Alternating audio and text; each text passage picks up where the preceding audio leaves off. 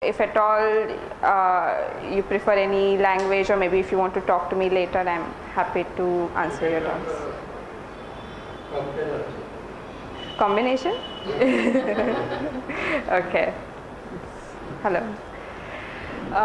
We are just starting, so you haven't missed anything. So Echoing Healthy Aging is a social enterprise where we basically concentrate on dementia, Alzheimer's. It's a very neglected topic in India. If you go to UK, US, there are like advanced care options available. In fact, it's one of the health priority for the government. Unfortunately, that is not happening in our country, India, but we are trying to do our bit, and we want to support people with dementia and their families through consultation, education, where we provide workshop, information, and also the home care support. We provide a trained caregiver for families who cannot really sit at home and care for a person with dementia. I've got few pamphlets. Probably after the lecture we can take them. Right. Hello. So let's start. Do we know about dementia? I mean, who is here who actually knows what dementia or Alzheimer's is, or have some idea? Yeah? Maybe you don't know yet, but Deterioration of cognitive function. okay. Anything else? Anyone wants to add? Memory loss, not being able to recognize, Yeah. confusion about identity. Yeah. It's progressive. So yeah. So if a person is diagnosed with dementia, the kind of memory loss they have today will be more after a month. After a year, it will be more and more. So it will go on increasing. So there are 3 stages. One is early stage of dementia. The other one will be middle stage, where you will see stronger symptoms that they are not able to remember the way to home, or they forget the cooker is on the gas and they forget to turn it off, those kind of things. And the third stage would be actually they stop recognizing people, daughter, son, husband, wife, so it becomes really worse in later stages. So I will just give you a very quick definition of dementia. In simple terms, it will be a term that a doctor will use when someone is having problem with thinking and remembering. And when you have problems with thinking or remembering, then that means you won't be able to do things. What do I mean by that? So say there is driving and someone is diagnosed with dementia, or someone is experiencing serious memory loss. That person is, say, driving today, and he's having essentially problems with thinking and remembering. So what can you imagine there will be a problem like? Forgetting road if you're driving. Then what a red signal means? Does that mean stop? Or gears? Yeah. A reverse by mistake? Yeah. Okay. What about cooking? Recipe, adding salt again and again. Yeah. Or maybe not adding at all. Or eaten, not eaten. Yeah. In terms of safety, what can you think? Putting off the gas. Yeah. Putting off the gas. Can be left to go out alone. Exactly.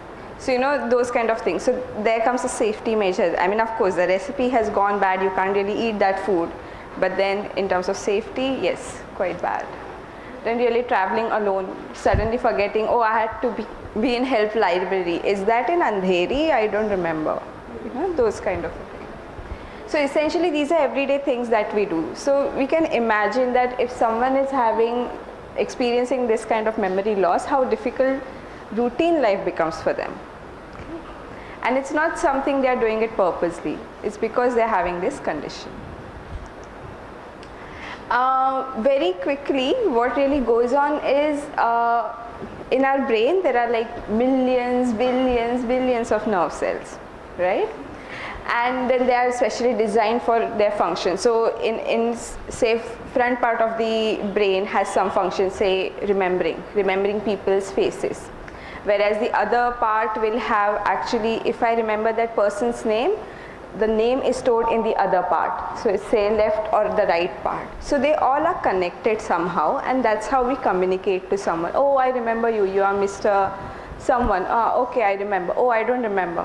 Because their functions are not properly getting connected. Yeah. So in dementia, what is happening is these nerve cells are getting lost. They are losing it. Right now, I am losing it as well. When I was 15, I had more nerve cell than I have it now. So say I'm losing every day. If I'm 30, I'm losing say 100. If you're 60, they are probably losing 1,000. But if it is dementia, they are losing in millions. So it's a faster way of losing cell, and that's why someone who is naturally old and is not able to remember, it's fine, that is natural aging. But someone is not remembering the person's name who is their daughter or a son, that is not natural. So that's when you should worry and probably get consulted, have the consultation on dementia, talk to a doctor, those kind of things. In terms of dementia symptoms, she is not able to find her way home. She is a professional, we can clearly see that. She has gone to her beauty parlor, she is a beautician, and now she doesn't remember how to get back home. She wouldn't even remember the area, so no one can help her really, that where I want to go. So this is one of the symptoms, not remembering. I know what I want to say, I just can't find words. So here the problem is with communication. One of the clear symptoms of dementia is they are not able to communicate very well. So they know exactly what they want to know. I am hungry, I want to tell that, but I don't know how to say that. I don't know how to say the word hungry or what hungry means. But that doesn't mean I'm not hungry. I want to eat my breakfast. It's just that I'm not able to communicate. Last week I shouted at my grandson and I'm not sure why. Agitation, change in behaviors, mood changes very suddenly. Those symptoms are very regular in dementia. Can you probably think why that is happening? I mean, if today I had to come here and I couldn't find my pen drive where I get to my PPT, and if I didn't find that for 1 hour and I was really getting late, I will be totally frustrated. That why this is happening to me. I'll probably start yelling at my husband, at my children. So this is a reaction that I'm not able to remember where it is, and you get frustrated at yourself, and that's why you just start getting angry at everyone else around. So again, it's not something they are doing purposely, but this is because of the condition. It's a reaction. Yesterday I saw my daughter but couldn't remember her name. Like I stage in later stages, you suddenly can't remember the familiar faces. Even in initial stages, sometimes that could happen. So this is again not able to remember. In a simpler way to explain it, with us, just imagine like we have a wardrobe, and every time we see something, we store it in each cupboard. So like for clothes we have one area, for books we have one section, like that for each memory. Say related to all the functions in the family, I have one cupboard. Related to all my professional life, all that I study, all that I work with, I have different cupboards. So we sort those and keep it. With dementia, what is happening is, as the new memories are coming, they are not able to sort it. They are not getting stored. So it's just lying everywhere. So suddenly, if I had to remember that today you go back home, and if someone asks you that where you had gone in the afternoon, if you had dementia, you haven't sorted that memory. It's just lying somewhere here, the help library memory. You were supposed to ideally put it here. It hasn't gone. So you couldn't really pick it up from here and tell them, oh, I had gone to help library. But with dementia, it doesn't happen. But the old memories are stored very well. So these are the recent memory that those are not getting sorted. Old memories when they were 30, 40, those memories are very well stored. So practical difficulties. Reading, writing, why do you think that will happen? So if you are reading, sometimes you just wouldn't remember what that word means. Or if it's a really thick book, after the first chapter, when you go to the second chapter, you have totally forgotten what the first chapter was like. So probably reading a very thick book is not a good idea. Something small, even watching a movie.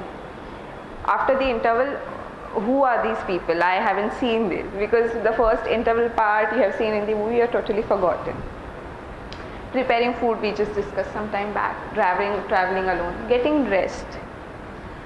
We actually find it why a person is not able to dress on themselves. I mean, this wouldn't happen in first stage, probably in a second or a third stage.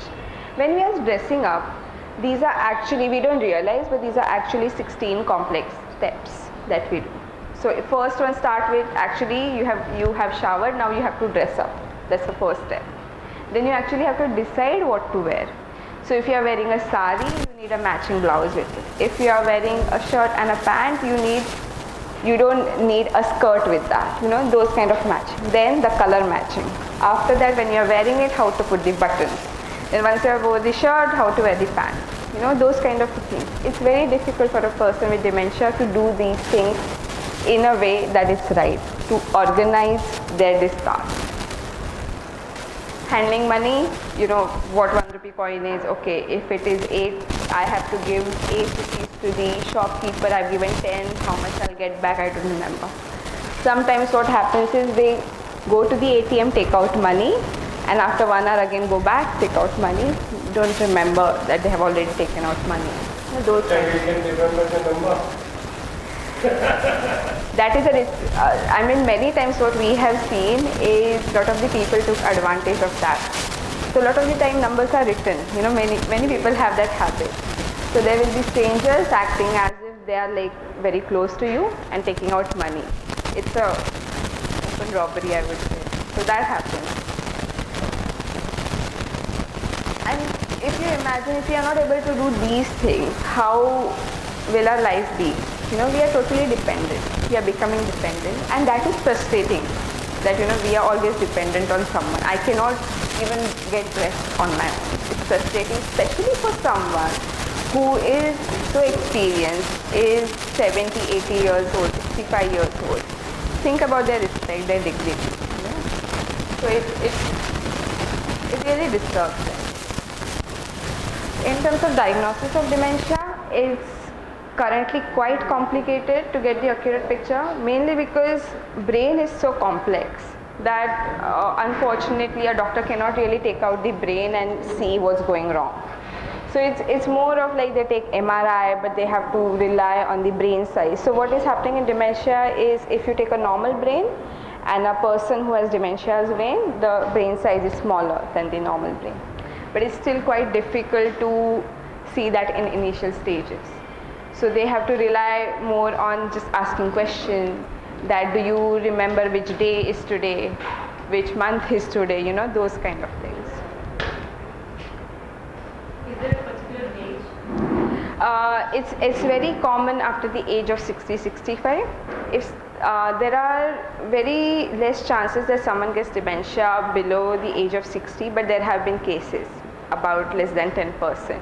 And that is called as early onset of dementia.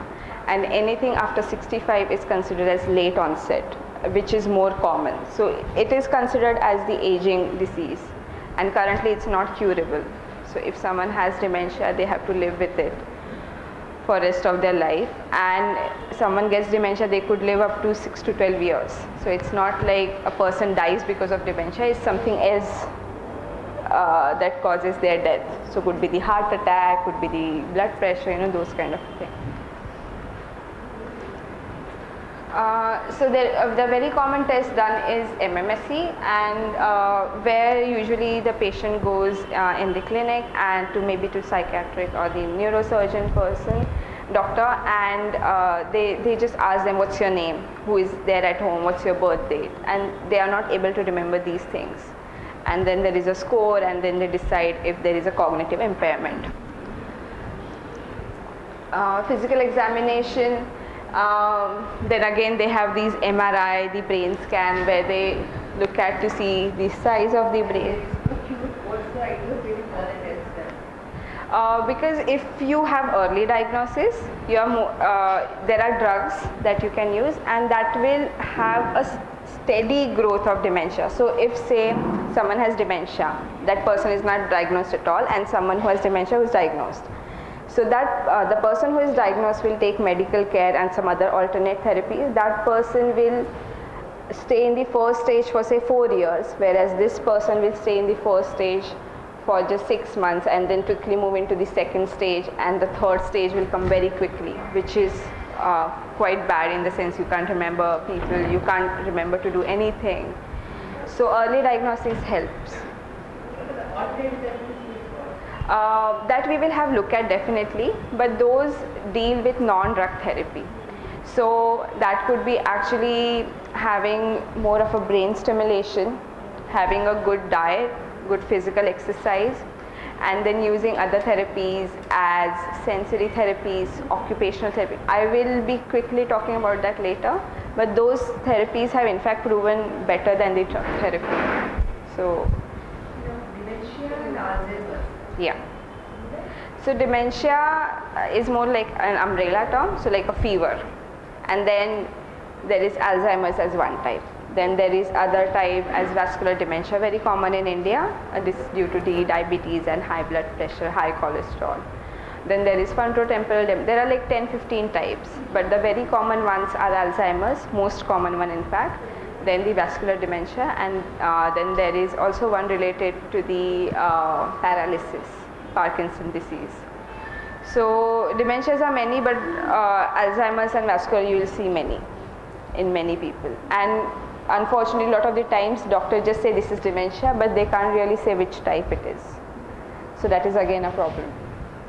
But alternate therapies work with almost everyone. But drugs differ as per the type of dementia.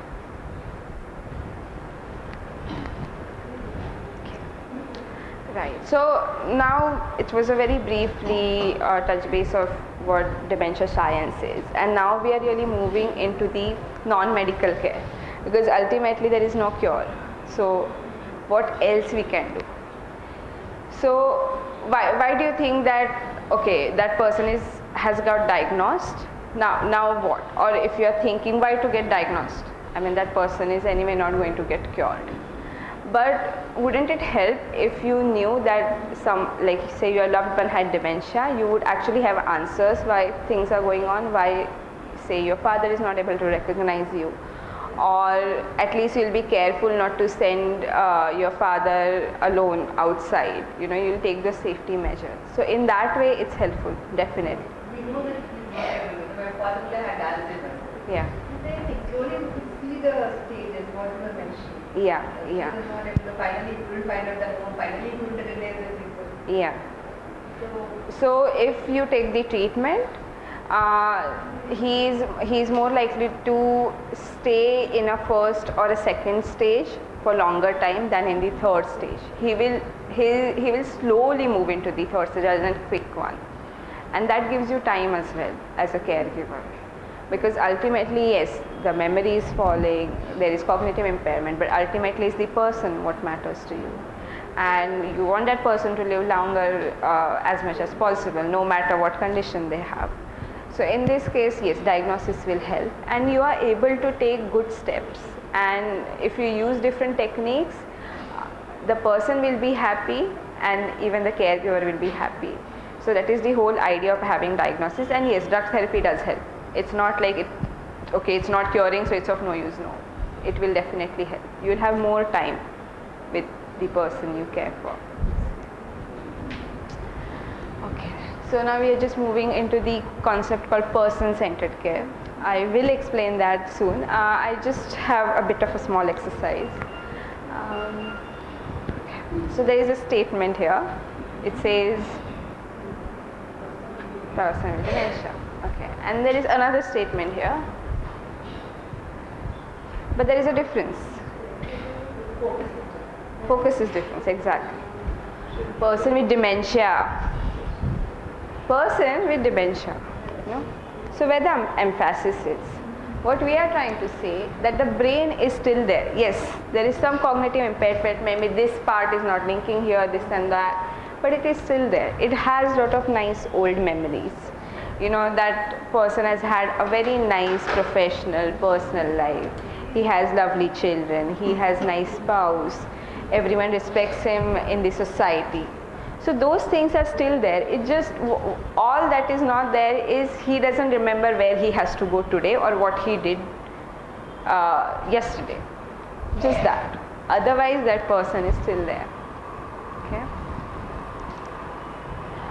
There was a psychologist called Tom Kitwood in UK, and he defined this concept of person-centered understanding. What he was trying to say that every person is different.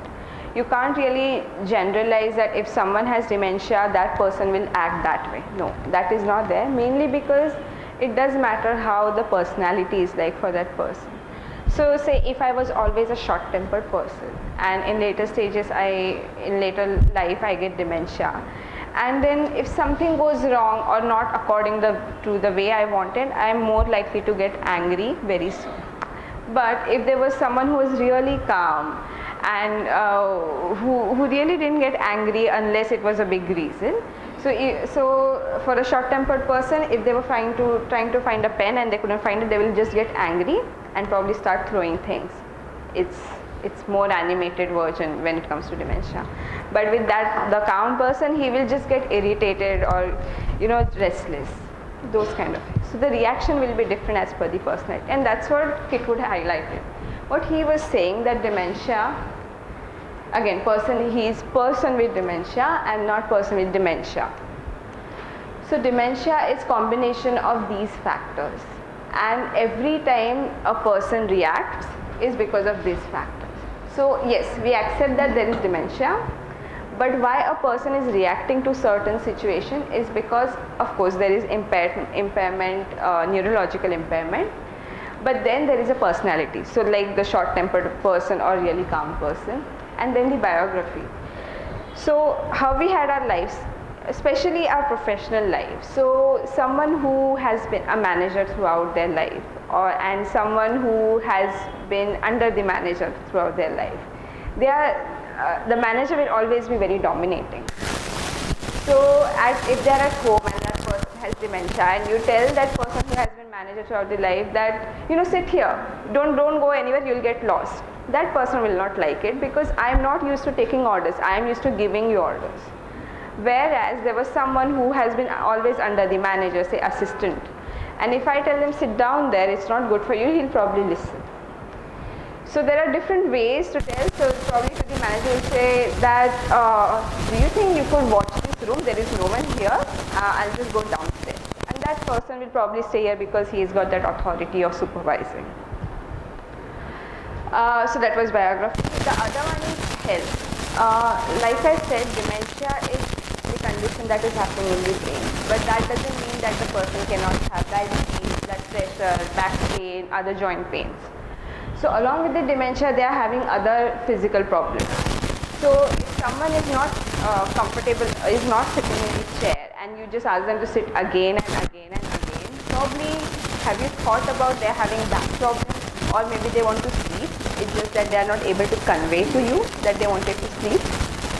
So you always have to take care to check if they are comfortable and if there are any other health problems that are probably troubling them, like headache or some backache, joint pain. And the last one that we all come in is social psychology, how we are helping or creating hindrance to that person. So like the same example where you wanted person to sit down in the chair, but that person wanted it's 4 p.m, it's my tea time, but I'm not able to communicate what I want, but I know it's my tea time. So what you are doing is, oh no, you can't go out, sit here. So you are just giving the hindrance. All that person wants to do is go sit somewhere where he can get cup of tea. So you have to understand that from these neurological, personality, biography, health, so you can react in a right way to that person. Again, a small exercise. So I'm just going to throw some statements here, and you have to think what is the difference between a person who has dementia and someone who doesn't have dementia. So say yourself. Yeah. So about the cognitive function, that is to relate with the brain. What do you think? Is it same or it will be different? Different, okay. Emotional, emotions of crying, laughing, different. Physical needs. So your physical need is like when you get up in the morning, you need your tea, and then you need to go to the toilet, and then you have to come, and then when it's cold, you really need a sweater. So those kind of things are physical needs. What do you think? Will they be same or different? Same but more as per their nature. So Less independent. okay. What do you think about emotional function? Again, it could be the same thing. They have more emotional needs where they need people to understand what they're going through. Okay. What about the social need? So the social need is having that once in a while get together with the family, extended family, or going out with friends, talking to friends even on the phone. Those are our social needs, being socially engaged. What do you think? Yeah, so what do you think? It will be, in that need will be same as us for a person with dementia, or it will be different? Different, okay. No, we are open for all the answers. So yeah, give me answers. Other one is the psychological need. Psychological needs are something I'm going to cover just after this. But that will be more to do with the psychology. So the same thing I said, if there was a manager, you have to understand what that person's psychology is like. So you shouldn't give them orders, but you should give them more of authority. So those kind of needs. What do you think? It will be same, different? Different. Okay. So yeah, what do you think? So yes, cognitive function different, we all agree. And rest of the all the same. So they have exactly same needs as we have. But like you said, they won't be able to communicate. They won't be able to let us know that, I'm bored, I think I need to go see my friends. They won't be able to tell you that. You have to understand that. Right? So here you knew you wanted to learn about dementia, so you came here. Probably that person also wanted to learn, it just they didn't know that they could do something like this. It's as simple as that. You have to facilitate them. Here you can just make your own decision and come here. They can't. Okay? So yeah, like I said, the psychological needs. So again, same guy, Tom Kitwood, who had given that previous equation. So what he says that for a person with dementia, these are the psychological needs that need to be taken care of. I will just very quickly explain everything very briefly. So the first one is comfort. Comfort could be the physical comfort, or it could be actually feeling comfortable in some place. Let's try to imagine that we were at some place where it was night time and it was really, really cold, and you didn't have enough warm clothes. What would you feel? Or what would you want in that case? You were just outside, it was raining, it was really cold, you didn't have umbrella. What would you want to do at that moment? Provide them enclosed place. Enclosed place, like If you are out somewhere, maybe get into a shop or somewhere. shop. where you look at least- Okay, so you are in the shop now. Okay, and now what? Now what do you want to do? You're happy here, you can stay here for throughout your life. It's something like the rain, you wait for the rain to stop. And then you just want to go home, Yeah. Let me remember. Yeah. So that home concept is very funny, isn't it? By home you just mean that comfortable place. So if you are say outside India somewhere, and if you're staying at friend's place, so for you'll be like, I want to go home, but by that you mean your friend's place. If you're staying at your friend's place for a month, then you're like, I want to go home, and that by that you mean your own home in India. So comfort is about that, having that physical comfort. So what is, in terms of the comfort of person with dementia, can you imagine what is going wrong? Is they are not able to communicate to you that they are not comfortable in some situation. So when you are in the rain, you exactly you either needed an umbrella or some auto rickshaw or some car to come pick you and then go home. You knew those were your decisions. But for a person with dementia, that is not clicking, that is what has to do. So So hence, if they are having really bad backache and they are sitting on this chair throughout the morning till the evening, they are having terrible backache, but they don't know what's going wrong, and they are not able to tell you that they need to get up and sit on the nice sofa or maybe lie down on the bed. So what they will do, they will start yelling. Because I'm not comfortable, I'm just yelling, or maybe just throwing some things. This is my way of communicating to you that I am not happy here. But I could have just said, my back is aching, I think I need to lie down. They couldn't. That is because they have cognitive impairment where their communication is getting affected. So that is the need of comfort we all have, and even a person with dementia has. So if lot of the times you think there is some agitation or suddenly mood change, just check if they are really comfortable in the situation they are. Yeah. Second one is attachment. So I think just before the lecture I was talking to one of the person, and that person was saying that the person who is currently experiencing Alzheimer is a doctor, right? So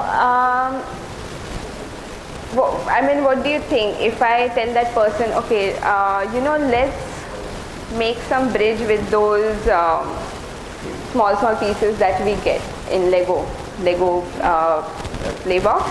Like an engineer, let's make that bridge. And the other one will be, there is this patient, there is that problem, discuss the problem with that person who has dementia, who is a doctor. What do you think they are more likely to get inclined towards? Making that bridge or discussing the case of that patient? Discussing the case of that patient. Because they have that link, they have that attachment to the topic. So you always have to make sure that whatever they are attached to, maybe their old house, old photographs of their family, or their school where they grew up, could be anything, like my purse. Yeah, my bed. I want my bed. A lot of the time, families come to me and they are like, my mom has dementia and I really want her to move in with me, but she's just not ready. Okay, then I go to that family's place and it's a really nice house, but that lady was always used to going to the market downstairs and getting her own vegetables, and this house is like totally secluded, like just highways around. She's not going to like it. It's the attachment part that they have it. So that is something you always have to make sure that those things they are attached to are around them, so they don't feel lost in the place. Because they are more likely to get connected to those things which are old rather than the new furniture. Though it looks nice, it's not going to have that attachment engagement.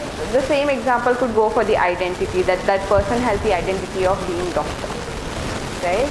So you always, sometimes if you just call that person as doctor something, you see, eyes, going with, there's a smile suddenly. So that is the identity you always relate to. Occupation is something we all need. So even if there is someone who is a housewife, that is her occupation to look after the house. Now when someone who has been a housewife and is diagnosed with dementia will be like, okay, now you need mom, now you need to sit down, you need to relax, you don't have to do anything. You are just taking away the occupation from her. Because she is used to doing that work, she was busy with that, she likes cleaning, she likes organizing things, she likes cooking. Maybe yes, she won't be able to do the full-fledged cooking, but maybe at least take her to the market and involve her in buying vegetables. Take her help in cleaning. She may not be able to clean the way she used to before or like you do, but just involve her, because that has been her occupation. And with occupation, they stay engaged and busy. And if they are busy, that means no agitation. Mood changes, mood swings will not happen very often. Hence, we always recommend having something to do. But that something to do has to always be related to attachment. So like watching photo albums, not of Aishwarya Rai, Amitabh Bachchan's family, but on her own family, because she has that attachment. Then always maintaining the identity. So if there's someone from their office is coming to meet them, though they are retired now, just talking about the office is going to feel them, they will feel nice. I was a supervisor there, you know, I've had that position, now no one respects me. That blame game will not happen. Occupational inclusion. And the last one is inclusion. A lot of the time what happens, especially with dementia, is okay, my mom is diagnosed with dementia, let her sit there, we will just discuss about her here. You don't want her to know about her condition, you have very good intentions. But what do you think? That person will not understand what's going on, that I was always the head of the family and now I have dementia, now no one is coming and asking me what to do. They tell me where to go, what to do, when to do. My house is gone, now I'm supposed to live with my son. So they are not included in the decision. And that means the confidence is totally gone. You just feel left out. That respect, dignity is suddenly gone down. And it's very difficult for everyone to accept that, right? So always just make sure you are taking care of these needs, and if any one of the needs goes unmet, then there likely to be agitation, difficult behavior. Okay. So what we are trying to tell you is the normal life that we have is more about the information. You are here to find the information. Now you'll go back home and you'll implement. Okay, you know, you have dementia now. I have to make sure your occupational needs are met and this and that. You know, we'll be more about thinking now, setting a goal that tomorrow you have to meet one of your ex-colleagues. You know, that kind of goals we will set. Maybe fast. I found a lot of information today. Now I'll go implement it. Complex things that I had to come for this lecture, then go home, cook something for my kids, and then again go tomorrow to this meeting, and you know, those kind of things. We're always thinking, we always have some goals. Now, what happens is, for the people with dementia, their life is in the moment. So, they don't have a routine like, okay, today I'm sitting in the chair, tomorrow at this time I will be sitting at the chair, right? So the goal is not there. For them, it's more of a life in the moment. So when I'm sitting in the chair, if I see a nice photograph, if I was a doctor and there is this nice photograph which talks about heart, probably not nice for everyone, but for that person it will be. So for them, that moment, oh, it's nice, then I'm remembering something and going back in the time. So that moment is important, and that's what we have to make sure, that every day they are living the life to the fullest. And how do you find those right things is from that previous diagram, where their occupational needs are, attachment, their identity is like. More about sensing, okay? So a touch therapy, you know, hi mom, how are you, hugging, or just stroking on her head will be more effective than like, hi mom, how are you? It will not, because a lot of the times words are not being processed in her brain. But this will. A nice stroke or a nice hug will definitely get processed and she will feel comfortable. Okay? Simple, like I said, very simple things, don't give complex things. They are looking at enjoying it, and they have to be slow. You can't rush them that, okay, now our memory album, we have watched the family photographs, now we do the next thing. No, we don't do that. They linger in the moment, let them stay in the moment how much time they want to. Even if they're staring at space, they're probably thinking about their old days that they collected from the photo album. Right? A lot of the times things go wrong, and if you have very noble intentions of that person should do something. That person is just sitting on the chair, maybe they should do something, and you give them something to do. But a lot of the time what happens is, if there was someone who really loved knitting before, and now she's given a kit of knitting, and she's doing that, but you think she's doing wrong, so you're just continuously telling her, no, not that way, that one goes here and there. What they are going to feel is inadequate. That earlier I used to do it so well. I have so many sweaters that I've done for my granddaughter, my grandson, but now I can't even do just a normal square with knitting. So they will feel inadequate, and if you feel that, you'll be like, I don't want to do this. You're not happy with that activity.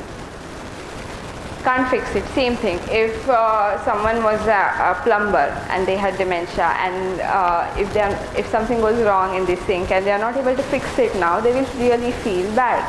That, I used to do this before, now I can't even, do these simple things. sometimes it's just upsetting, and sometimes people are like, why are you not doing this, why are you going away? They are a bit scared, and they are worried mainly about doing the wrong thing. So we always have to make sure that we have a positive person work, which is about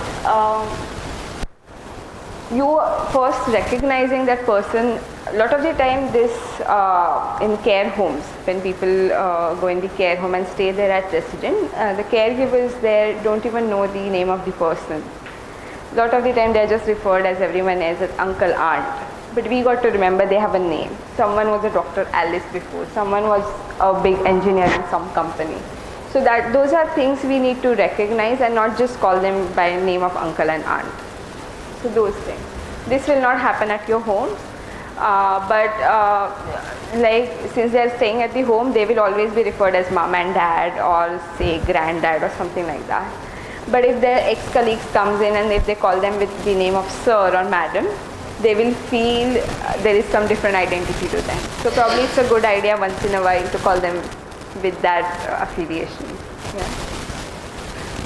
Negotiation, don't do that ideally. Don't argue with them that no, this is not how it is done, this needs to be done this way. Don't do that. Let them do the way they want to, mainly because you don't want to upset them. Play. I'm just randomly picking up things. In terms of play, if there was a knitting going on, you also join it. Don't make it as an exam that person has to do, that they have to complete the square of knitting. No. You just say, oh, you know, you are doing, even I want to learn. Can you teach me? Those kind of things. Work with them, not for them. Collaborate, yeah, same thing. Work with the person, not do things with them. Otherwise, it will be more like they are supposed to do this, but it's not happening and it's not getting completed, and they will just lose interest. Celebrate. Even if it's a small thing that they have done, encourage it. Feel happy about it. Facilitation is very important because, like I said, that person will not be able to tell on their own that today I want to talk to my grandson. They will not be able to do that. So that is something you need to do, understanding that they were always attached to their grandson. So just dial the number and ask them to talk to them. Okay, meaningful activities and therapies, especially like you were asking about it. Alternate therapies, music, especially what they liked, will do miracles. It will just take them back to that old lovely days. Oh, you know, this song is from that movie I had seen with my wife. Oh yeah, I remember that day, that was my first anniversary I had gone to. So small things, but they will go back to in a nice time where they were having positive time, not the negative thoughts that they will have. Gardening, with gardening they will not be able to go outside, get a plant, you know, water it every day. You have to make sure they are doing that, facilitate those things. And why gardening really important is they can actually see something growing in front of them. They have that what do you say, they can celebrate that fact that, you know, I've been watering that plant and now it has grown so much, I have actually done something. Yeah, then occupational, like we talked, that what their previous profession was, make sure they are doing some things from that profession. Pet therapies, people who like pet can especially benefit from this therapy. It's just about having a pet, or if they don't really take care of a pet, just once in a while getting a dog or cat to them, just stroking them, or, you know, just playing with the pet, they will have a definitely better mood through that. Reminiscence is going back in the time that you enjoyed, the positive memory. So when you have old photographs, old music playing, they are more likely to go back in the past they loved, and they could just go on and on talking about it, which is a good activity itself. In reminiscence, what you could use is pictures, so like from their office, their wedding pictures, especially around their age of 30 to 40 years of their age. That from 15 years to 30 years, it's called as a reminiscence bump, which means around that age, whatever memories you create are most important to you. So your wedding, your first child, your child's school, those things are very important to you, and they will always stay with you no matter you have dementia or not. So use that time's photographs. And when you have those photographs, what you are basically doing is talking about them. You are sitting with them. They also feel very nice that someone is actually spending time with them. Sound, again, music could be played here. In terms of touch, it could be a nice sari that your mom always had, and when she touches her, oh, I remember, this is silk, that silk, now silk is not good, this is really nice. Smell would be a familiar smell that could remind them of old days, like this perfume I always wore, and this was gifted to you by my husband to me, those kind of things. And taste is familiar food that they always loved, but now they are not cooking. So these things you could use to go in the reminiscence. Right. Now we just had look at the dementia as the medical model and also the person-centered care, that what their psychological needs are. But now the real role as your role as a carer. So is the reality like? The first thought is always you feel you can help, hence you opt to become a caregiver. Okay, I will look after my dad now. Okay.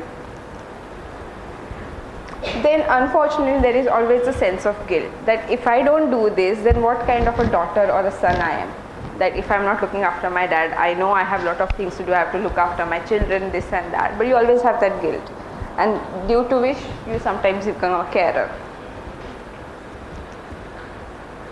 And as you do more you are needed, and that's especially with dementia. What happens is it's going to become worse and worse. So today what you are doing, you are probably going to do double the work in next year, and since you have been always doing that, probably other people around you wouldn't be helping you much because they think, oh, she's anyway doing it, so okay. So hence what you have is all you are doing is caring for the person with dementia, hence you are having no other activities, and then there is isolation. And of course the commitment. Last one, caring can be hard but it's rewarding. You are feeling good as a person that I'm doing this for my loved one. I always was supposed to do this and I'm happy to do this. Because of me, that person's quality of life is increasing. Okay, I'm just going to ask two very simple questions and they are very personal to you, so just think about them just in your mind. So the first one is, just ask yourself, am I receiving or likely to receive enough support from others in my own life to help me be an effective carer? Okay. Yes or no, it's all you have to answer to yourself. And the second one is, am I able to give the necessary time to help and support my loved one experiencing dementia? The first one, are you getting the enough support? And second one is, do you have enough time to give it? Okay. If answer to both the question is yes, then all is well and good, keep it up.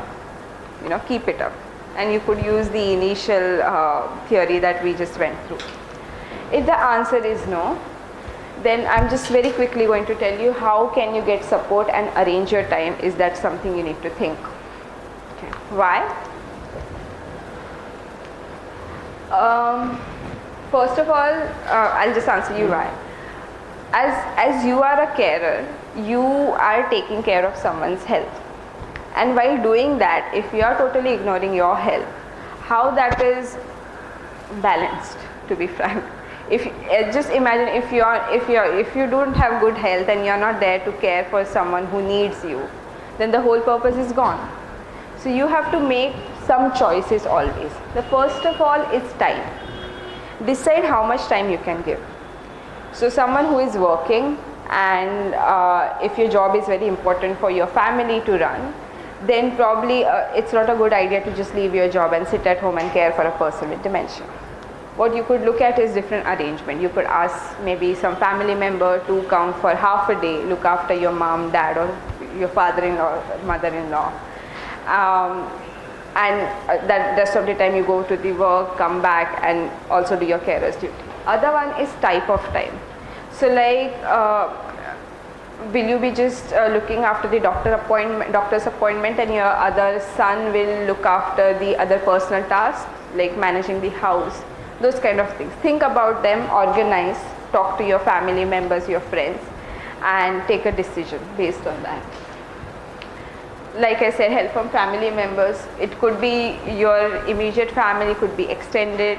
Even if it is for 1 hour every week, it will be very helpful for you. For that 1 hour, you could probably go out and meet your friends or your other family, a much needed social time for you. Yeah. Carer support groups, there was one in Bandra, but I hear it's not there anymore. But ideally what you are supposed to do, if you know some people who are going through the similar situation, may not be just dementia, anyone who is say caring for someone who has cancer or some other chronic illness, yeah. So just get together once in a while. It's nice to talk to someone about similar problems. I don't know why, but it helps. It's not going to solve your problem, it's just good, because you know rest of the people don't understand you, what you are going through, that isolation, that commitment. But it's just nice to say meet once in a week, once in a month, and just discuss these things. Find time for yourself, very important. Yeah. So like I said, when you're taking help from family members, even if you're getting that say 1 hour or 3 hours, go watch a movie. There is nothing wrong in that. You need to take care of yourself, that is the fact. And also you have to look for the person with dementia. So the bottom line is, to be effective carer, the first person you need to look after yourself is you. Yeah. So make sure your health is good, you are positive, and then only you can care well for a person with dementia. How do you manage that? So when I'm saying look after yourself, make sure you get good sleep. If you don't get good sleep, you are going to get very irritated, your health will fall down, probably you'll even yell at the person who is actually experiencing dementia, and then the whole purpose negates. Yeah. Time for me, I said, once in a while you need time for yourself, recharge yourself, go for a movie, talk to your friends, go shopping, like ladies are here, you know, this kind of a thing. Relaxation. Just listen to nice music that you like, or go for a spa therapy if you want, in a beauty parlor. Nothing wrong in that. It will just relax you, and it will take you from one mood to different mood. You need that. You have to make sure your mental health is well balanced. Yeah. Meditation, you could go to some yoga class, learn these techniques, or just sit down and just take deep breaths, and also make sure maybe sometimes the person you're caring for is doing the same, you know, with them you could do that. Positive thoughts. Why that is important? Because if you are thinking negative, you are going to transfer those thoughts to the person you're caring for, and then they will always feel negative, on and on, which is again not a good thing. And remember, I am special. Why? Because the job you are doing is a very, very important job. You are doing this because no one else is ready to do it, or probably is not capable of doing it. So you are juggling with your routine life and managing the caregiving job. Hats off to you. Yeah. And the last one, attitude. This is what I have to do. No. I am doing what I am doing because this is what I want to do. If we have this attitude, the caregiving role will be more rewarding, more positive for you, and the person who is experiencing dementia will definitely feel these positive thoughts, and they will also enjoy the life. Okay. This one. Any questions?